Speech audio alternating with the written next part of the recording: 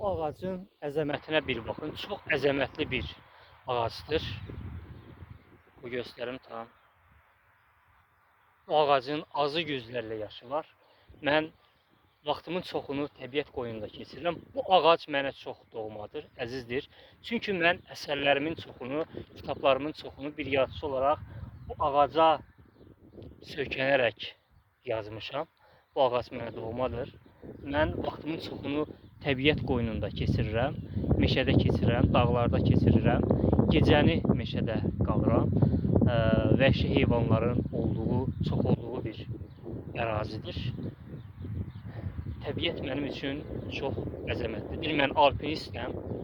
Dağlarda adətən o yerlərə gedirəm ki, orada insan ayağı demək olar dəymir. Çox çətin yerlər olur. Düzdür, bu ağacın olduğu yer o qədər də çətin yer deyil. Bura meşədir, dağ deyil.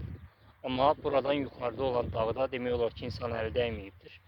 Bu gecəni o dağda keçirmişdim. Orada çoxlu vəhşi heyvanlar var, ayı, canavar və yolu da çox çətindir. İnsan ayağı dəyməyib. Ölüm yolu deyirlər il arasında.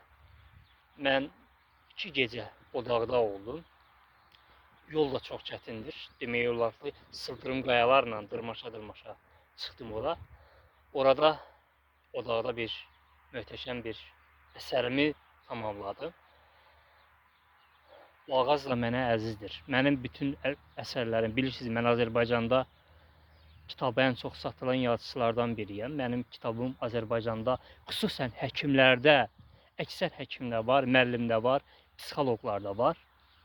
Çünki onlar mənim kitabımdan ilham alırlar, tibbi olaraq istifadə edirlər, psixoloji müalicə kimi mənim kitablarımdan istifadə edirlər. Bax, o müalicəvi kitabların əksəriyyəti bu ağaca söykənərək yazmışam. Bu ağac doğmadır. Sevgilər, təbiət